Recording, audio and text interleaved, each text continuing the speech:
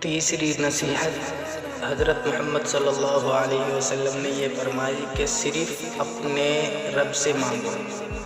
کہ جب بھی آپ کسی مصیبت میں، کسی دشواری میں، کسی بیماری میں یا ایسے اس میں پھنس جائیں کہ ہر طرف سے آپ کو پریشان کیا جا رہا ہو، ہر طرف سے آپ کو ستایا جا رہا ہو اور ہر طرف سے نا امیدی دکھ رہی ہو، تو ایسے وقت میں بھی صرف اور صرف اللہ تبارک و تعالی ہی آپ کی مدد کر سکتے ہیں، آپ کی نصرت کر سکتے ہیں، اور انہی سے مدد طلب کرنی چاہیے، کیونکہ جب اللہ تبارک و تعالیٰ سے بندہ مانگتا ہے تو اللہ تبارک و تعالیٰ کو اس کا ایک آنسو بھی پسند آ جاتا ہے۔ تو جو بھی مدد کرنی ہے، مدد مانگنی ہے، وہ اللہ تبارک و تعالیٰ کو کرنی ہے، اور اللہ تبارک و تعالیٰ سے ہی ہمیں ہر حال میں مدد مانگنی ہے۔